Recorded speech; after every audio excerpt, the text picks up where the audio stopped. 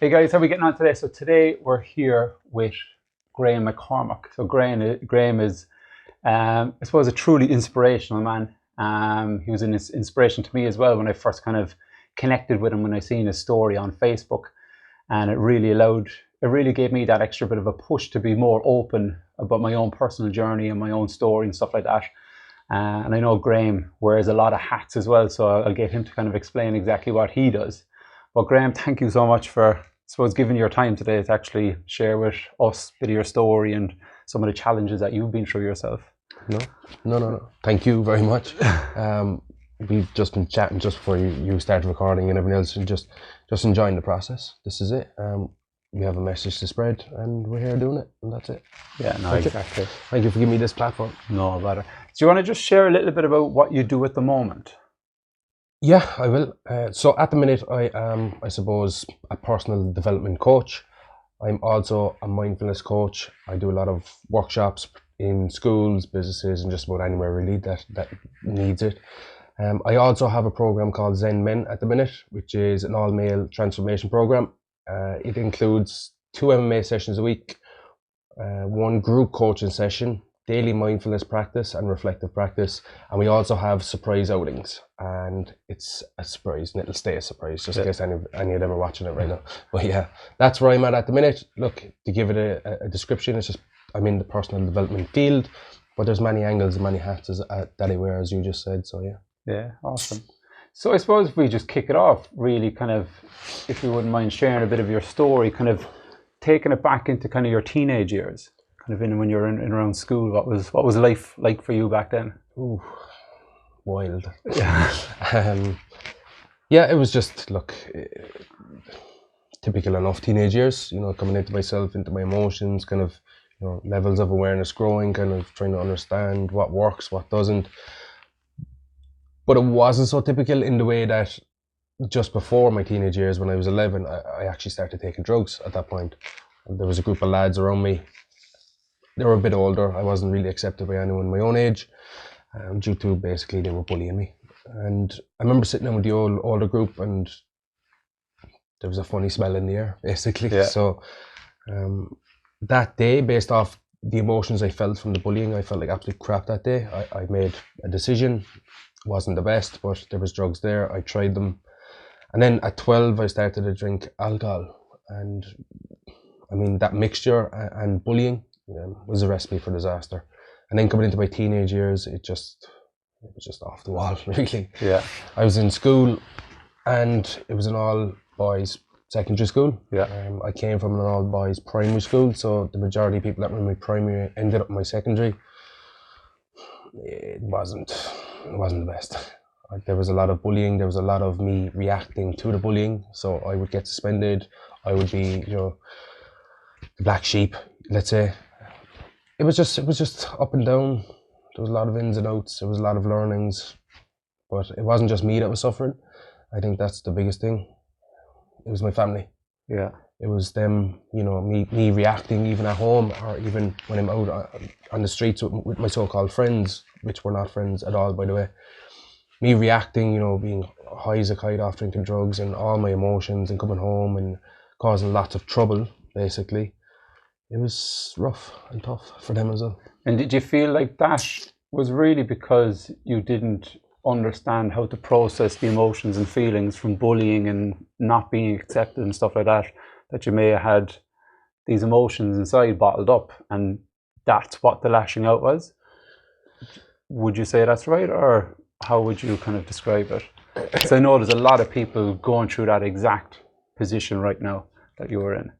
So to describe it in a way, there was no self-awareness.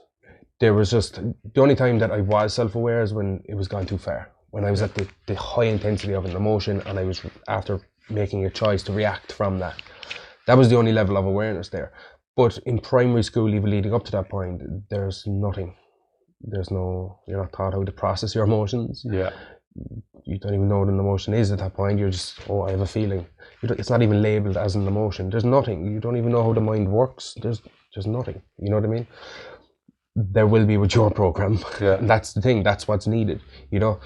But self-awareness, it just wasn't there. I was reacting. People were, reacting back. I just didn't know what was going on for me, really.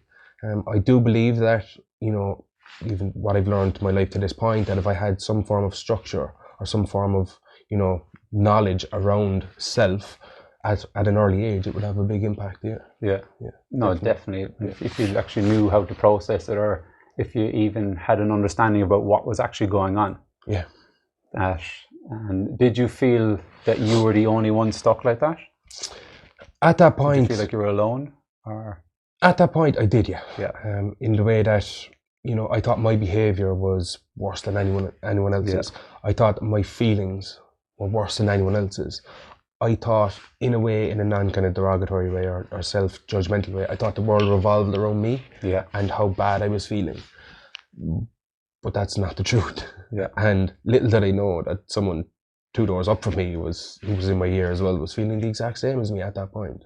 And I didn't know that till I met him later on in life. Yeah. And he explained that I was going through the same thing as you. But the problem was that I didn't speak about it as well. Yeah. That was the main thing. So absolutely, I definitely felt that, it was me. Everything that I was feeling was horrendous, and it was the worst ever, and no one else out there. Look at the world's population, to have a light-hearted approach. There's absolutely someone else out there who feels the exact same as you. They're just not talking about it. That's the thing, and you don't know. Yeah, no, definitely. And that's what I've come across with working with teenagers, even with working with adults as well, that you find that they feel they're the only person.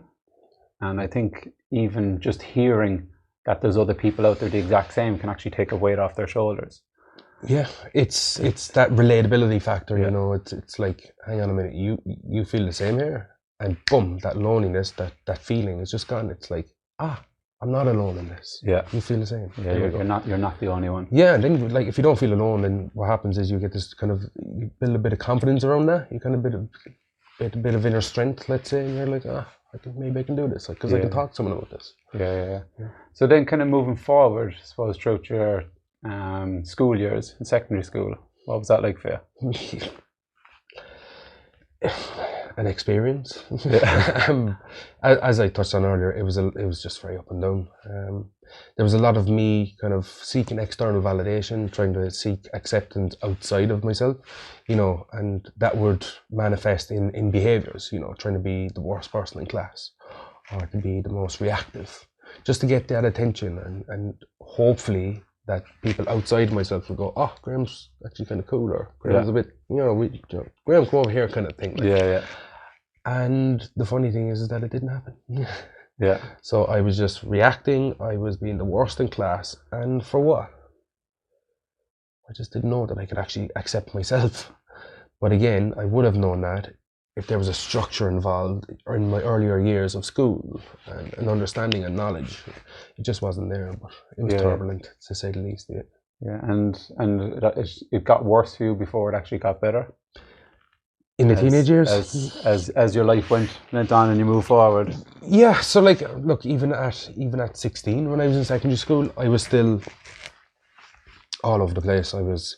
I came to a point where I had drank alcohol on school property, coming to the end, and I fired a glass bottle that I was drinking across the yard, and it nearly hit the principal. It was pretty reactive, let's say. And I got dragged into the principal's office by a teacher. He came around with a big bull's head and said, "Get out of my school." So I was delighted. Yeah. I was like, "Yeah, I love this." Yeah. Again, trying to be that worst person, or seeking that acceptance. So I was brought from secondary school, into rehab in a place called Ashland House in Kilkenny, which is an adolescent treatment centre.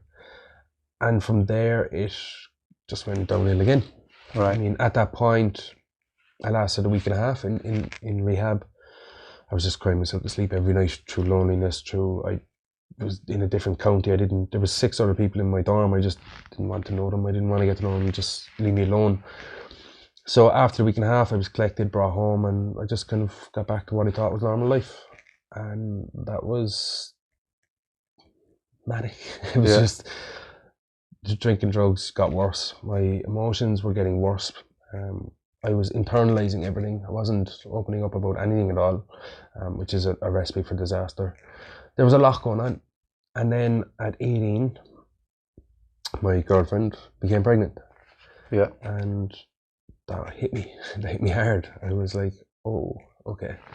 So then, unfortunately, then when my daughter was born, she was around the 3-month mark. I had left everything at the best of me. Again, I decided in that moment not to vocalize anything that was going on. And I broke up with my partner, and unfortunately, I tried to end my life at that point. And from there, I was brought, luckily I survived, I was brought from there to the psychiatric ward, where I was in there for 6 weeks. And that was an experience in itself again. Did you kind of feel at that time that, okay, maybe something needs to change with you? Or were you still kind of in that kind of lost place that you didn't understand still what was happening with you? Or I didn't understand. I had no clue. I was in this place where I was just in a state of fear the entire time. There was people in there who were very mentally unwell, and it was heartbreaking to see. I was in a state of fear. I just didn't know why I was in here. Yeah. I was like, why am I? I don't belong in here. Why am I here? Why can't I just be with my friends? Unfortunately, abusing alcohol and drugs, which I thought was the thing. And do you feel like that was a kind of an escapism for you? The drinking and taking drugs and stuff like that? Yeah, like to put it in a mindful way, it was a non-acceptance of what I was experiencing. Yeah. That's escapism. If what you're currently experiencing is deemed not good enough for you, or too much, or intense, or whatever it may be, then the natural thing is you feel an urge to kind of escape it, and that could be using alcohol and drugs. It could be, like running away from home. It could be an urge to run and go and go and go and spread your energy somewhere else. At that time, it was a non-acceptance of what was going on, ultimately escaping. And when you escape, the thing is that you can go and try and escape your problems, but the problems lie within you and your thinking and your feeling and your mindset and everything else. So there's no actually, I suppose, escaping from them. Temporarily you believe there is, but there's not. So I suppose what kind of happened then to lead you on the path you're on now? Did something else happen, or what kind of inspired you to focus, I suppose, on yourself and go on that journey of self-acceptance? Jesus, how long do you have? Yeah, there was loads. There really was loads. I mean, I didn't get my act together. I like that term, but it is what it is. Yeah. Until I was 28. 31 now. I might look at, but yeah. So there was a lot. There was, to put it into bullet points, I suppose, there was 2 further suicide attempts. There was 8 more psychiatric ward stays. There was being homeless for 3 months. There was a short time period where I wasn't allowed to see my daughter for obvious reasons. I destroyed pretty much every relationship I had. I was diagnosed with emotionally unstable personality disorder by a psychiatrist in the psychiatric ward, to which she basically just said, look, there's a therapy specific for you. It's called dialectical behavior therapy. I had no clue what that was at that point, and I was just open to it. I said, okay, well, this is it. Look, it's kind of like my last hurrah. If this doesn't work, then it is what it is. I'm gone. And that was, unfortunately, where my mind was gone at that point. I had hit rock bottom numerous times, not once, like rock bottom. And I mean, people say you'll only hit rock bottom once. I'm like, no, I've hit it more than once. You were down there, you stayed down there for a while. Yeah, the real rock bottom was my hand, basically. I was at a house party, abusing alcohol and drugs. I had no sleep, no nothing, no food, no nothing. I argued with someone close to me at that point in the house, and I grabbed something sharp and I attacked myself on my hand. And I was brought from where I was in ambulance to the hospital, and at that point I had to have emergency artery reattachment surgery, or I would die, basically. So that was a success. And then about 2 or 3 hours later, a hand specialist came along, and he basically said, look, I am who I am, and I'm a hand specialist, and we'll probably have to amputate your hand. Jeez. Yeah, so the thing with, I'm getting tingles now because I can remember it, but the thing with all that was with the self-harm and, clearly my hand was not amputated. He came back a couple of days later and said, look, you're lucky, Yeah. you're going to have a plastic surgery in the morning. But the thing was that I was self-harming a lot. And my sister said to me one day, she said, you're going to go too far with that. And I said, I don't care. I don't care. That doesn't bother me. And then when I did go too far with it, instant regret. Yeah. I did care. I really, really, really did care. Do you think that was kind of a wake-up call then for you? That was the rock bottom. Yeah. That was in 2015, and that was, things need to change here, big time. Yeah. I mean, I've always kind of, over the years, I've always kind of tried to change things and then relapse and then try to change again and then relapse. And I was just, every time I relapsed, either mentally or with alcohol and drugs, I was getting deeper and deeper down into that hole. And I was getting deeper and deeper. And then that incident with the hand happened and I couldn't go any deeper. Literally, any deeper, I was dead. And I was even seconds away from death.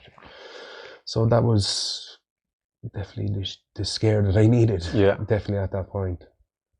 And that was 2015. And then on the 31st of October 2016, I was weighing 18 stone, 10 pounds, nearly 19 stone from all the medication I was on. Yeah. I was on 16 tablets a day for my mental health alone. I was also diagnosed with Crohn's disease in the middle of all that madness, as I like to call it, or the growth, to reframe it. But yeah, I knew the time had come to make that change. And what I did was I said, right, I'm going to lock myself in my bedroom, not literally, but metaphorically in a way, and just not leave my bedroom in the morning until I do 20 minutes of exercise. Some days I did, some days I didn't. For me, it's not really about consistency, it's about being persistent. And just accepting of, okay, today I didn't do it, and that's fine, tomorrow's a new day, and I'll make changes on that. Again, if to go back to the point of escapism, I could have very easily looked at the days that I didn't do it and been like, you're a bad person, you should have done that, here's a bad feeling, I don't like this, let's move away from this. There's escapism. No, I'm not feeling this. Very easily could have done that, but I hit rock bottom, and I know what that does. Yeah, that loop, that repetitive loop, constantly over and over and over again. So from there I said, okay, those days are happening, that's fine, I'm accepting, but tomorrow's a new day, let's make a choice to go again. And it was just like that for about 9 months. I lost 5.5 stone. I was down to a healthy enough weight. I was down to around 13-ish. Yeah. And I was happy. Yeah, you obviously started feeling better within yourself. Yeah, that was the thing. Yeah, within all that process was, of course, like, eating healthy, like exercise, endorphin, serotonin, moving, practicing mindfulness, meditation, everything that I'd learned on that therapy, that DBT therapy, everything I learned on that was integrated in that 9-month period. Yeah. So it was about slowly putting everything together and being consistent with it then as well. Yeah, and you just touched on it there, putting everything together. Yeah. And that's what it is. It's not about like just practicing mindfulness. Yeah. And working on your spirituality or whatever you're focusing on in the mindfulness, and forgetting the movement of the body. Because you'll get certain results from that, just the mindfulness, and that's great. But you're forgetting to move your body as well. Yeah. Mindful movement. Yeah. There's a combination, and there's everything together. So it's about mind, body, soul, and that's what I learned in that 9-month process. Every time I just focused on the body and forgot the mindfulness, it was the same thing. I was like, okay, I'm getting results, but I'm still kind of not 100% here. So yeah. And was that the start of you really moving forward then? Yeah, that was a quantum leap of energy from, I hate myself, my life is horrendous, I really don't want to be here anymore, to, oh my God, what's over this side? Yeah. So started getting excited about things then again. Yeah, I mean, within the 9-month process there of weight loss and transformation and everything else, like good feelings started to come about. And I started to thrive on them. I was like, I haven't felt that in a long, long time. So every time I would feel a good feeling, I would journal it, I would express it, I would write it out, and I'd have this page of how I feel and why I feel good. And then that would actually compound how I feel. So I would feel better. Yeah. And I just started to yourself as well. Yeah. So like the actual process of journaling, of actually writing it out. And like I'd be writing with a smile on my face, and I'm like, Jesus, I never even noticed that. That's how I am when I'm happy. And that was my trigger, my positive trigger, was because she said that to me, and that made me feel good, and now I'm happy, and here I'm writing about it. And you have this this page of how you feel. Yeah. And it's amazing. I still have them at home and everything. But when I was in those good states, that's where the kind of creative ideas would come and be like, next week I'm going to try this sort of workout, and Yeah. maybe next week I might throw a post up on Facebook, or because when you're in a good state, it's a natural connection to the universe, whatever your beliefs are. But that's what I believe, and in comes the flood of creative ideas. I mean, have you felt that? Oh yeah. Yeah, of course. Like when you're in a good 100%, yeah. So when you're in a good feeling, it's a natural creative process in itself. Yeah. And is that where it led on to going into MMA afterwards? So. Geez, the time frame is completely off here now, but back in 2010. So the time frame we're at now is around 2016, 2017, where I've lost all the weight and I'm feeling great and everything else. But in 2010, years previous, that's when I joined MMA, because I had heard at that point, I was already after one suicide attempt and one psychiatric ward stay. I was on countless medication even at that point, but I knew I needed to make a change somewhere along the line. I just didn't know how. I think I watched a documentary or something about moving and endorphins and stuff like that. So I was like, "Oh, that sounds interesting." Yeah, I'll have an old bash off that. So I went into the gym, the martial arts gym, and I was just training the fitness side. So the fitness side was here, and then at the back of the gym was kind of boxing, MMA, that kind of stuff. So I went into the fitness class, and I enjoyed it. I really did. I could definitely feel the impact of endorphins being released right away, and then even afterwards, and everything. My mood was elevated that evening. It was just like, oh, it really does work. There's nothing you can do about it. Endorphins are released. So I stuck with that for about 2 weeks, and I went up one night and the coach just wasn't there, the fitness coach, and I was like, okay, I'm here. I have an hour to kill. What'll I do? So I went over the other side, and there was boxing on. And I'd never done boxing before in my life. I just said, just try it, why not? Yeah. So mix it up. So I went over and I trained in boxing for about 45 minutes. And then the last 15 minutes of that class were sparring. So that's kind of, that light moving, no intentions to hurt anyone, just moving. And for those 15 minutes, I got the crap beat out of me, basically. Yeah. So I went, oh, okay.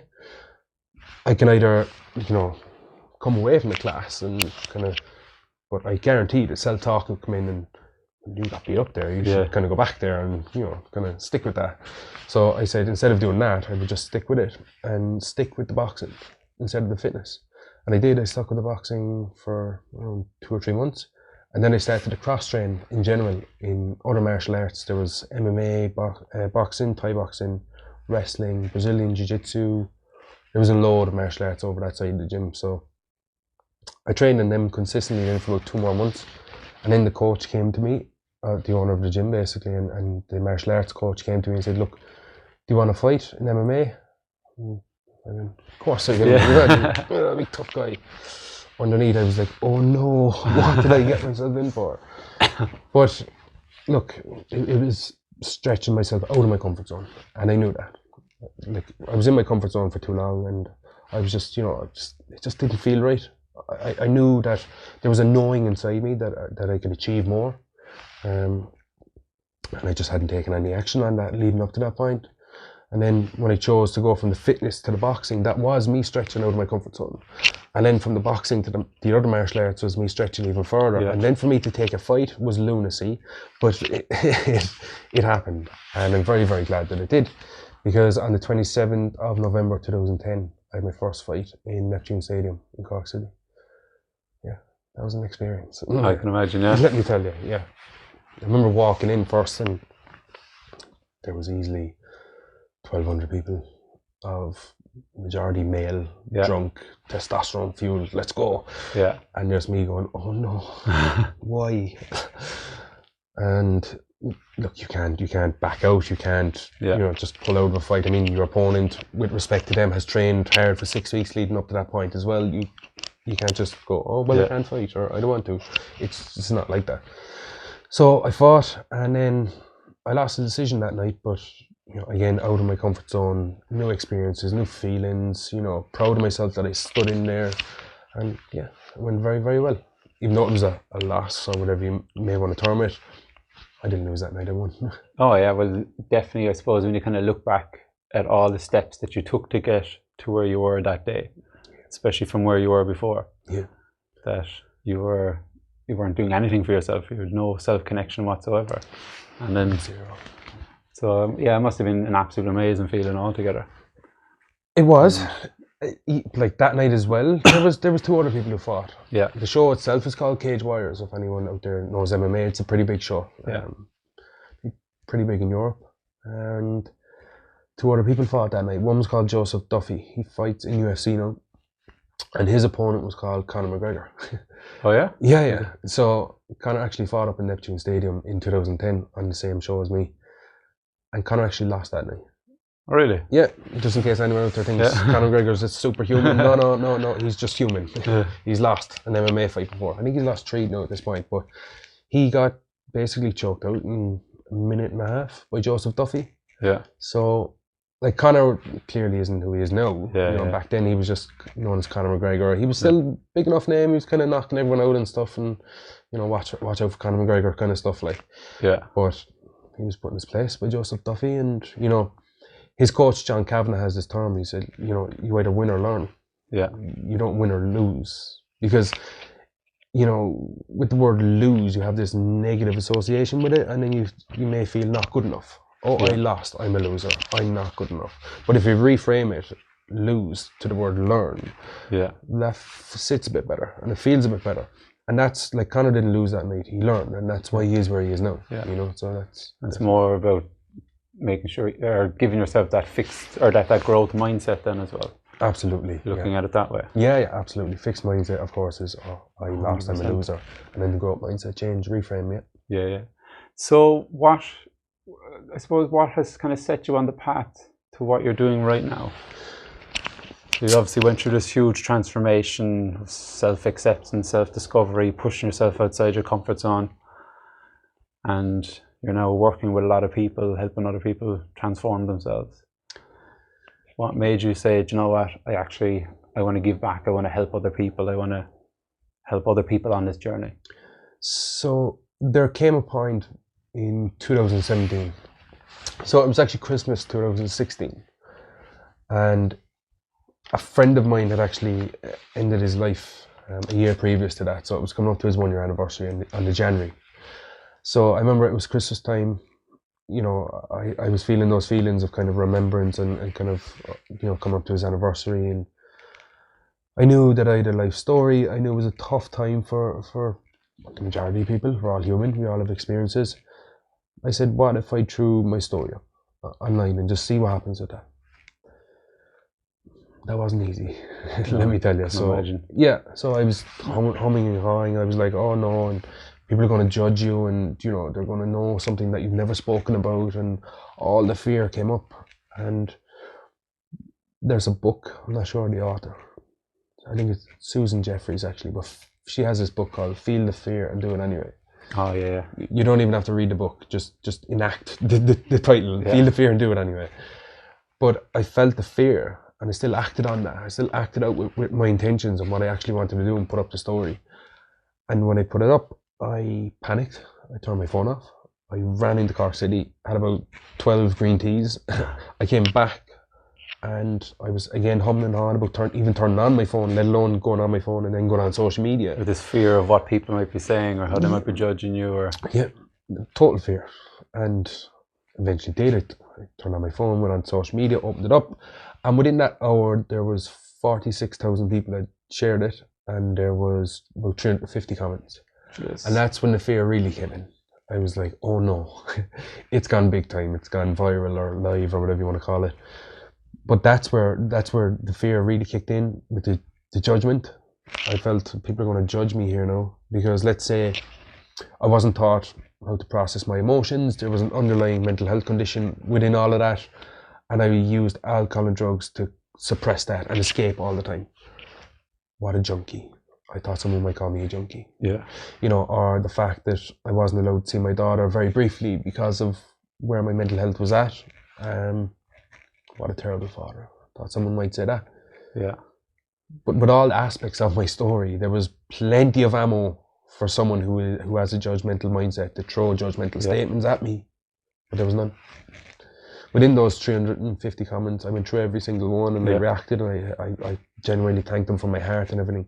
But all those comments were just like, you know, well done, or how did you get through that, or you're amazing, this, that, and the other. Yeah. And some people are actually writing up, that's my son you're speaking about. He's currently going through that. I was just blown away by all of that. How did that make you feel?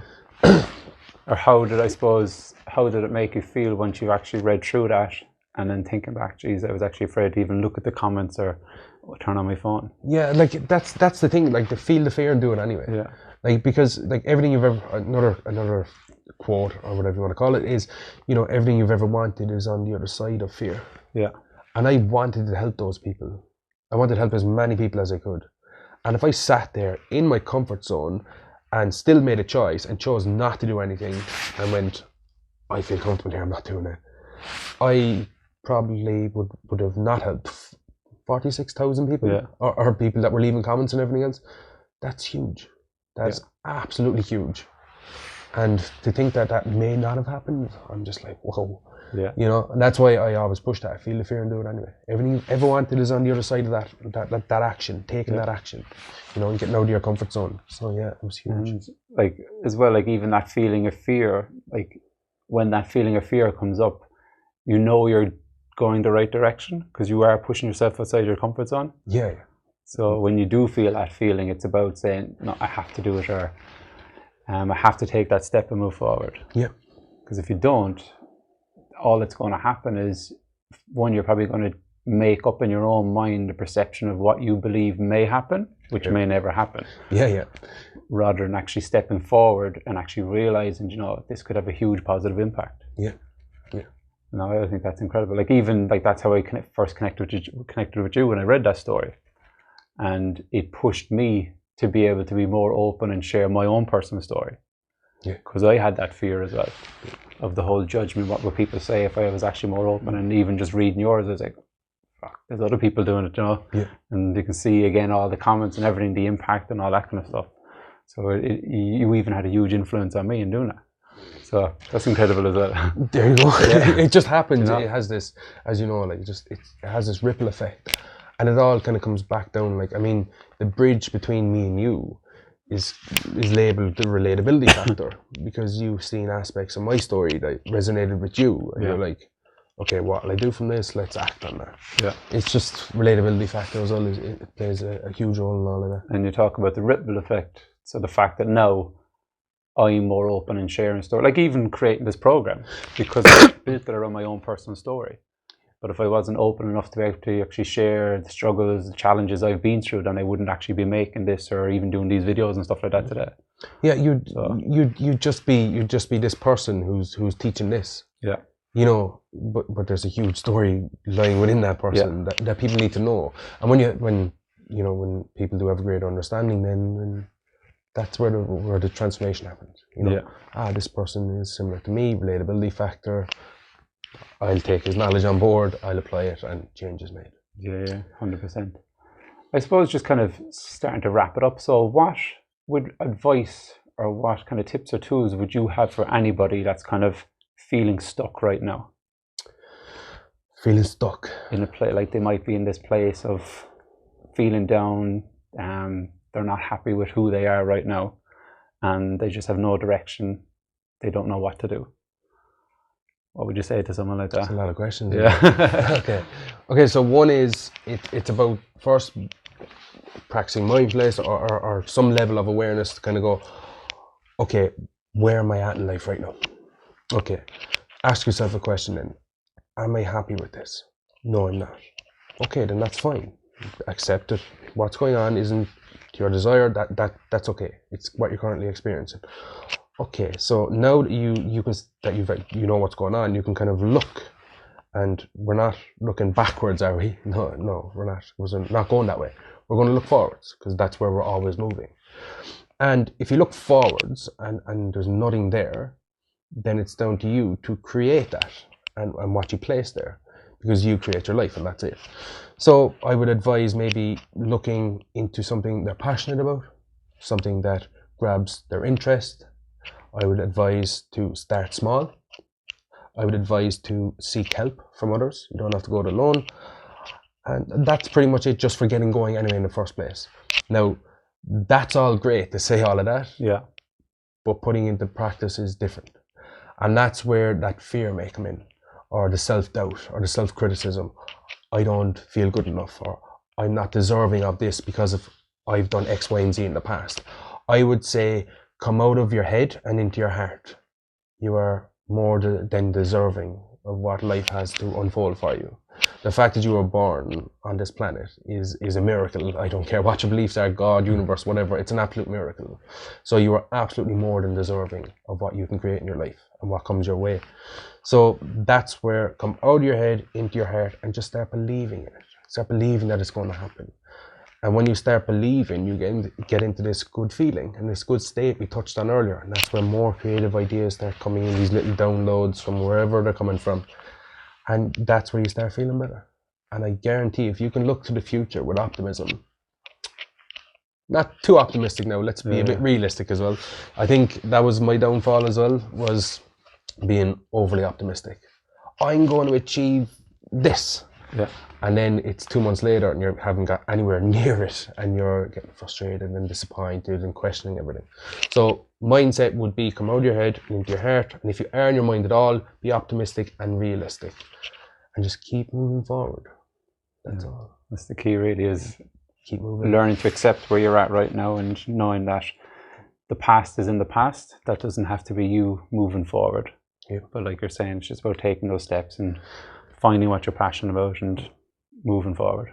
And you just touched on it there as well. I absolutely believe that the foundation for any moving forward is first an acceptance of where you are. Because if you don't accept where you're at currently, how can you move forward and be accepting of more experiences if you're not expressing acceptance already? Yeah. You're almost going back. You're not literally going backwards, but you might as well be, because you're not going anywhere forward without acceptance. Yeah. Acceptance is the foundation. True. Well, Graham, thank you so much, man. You're a gent. Absolute Thank pleasure. you very much. Cheers.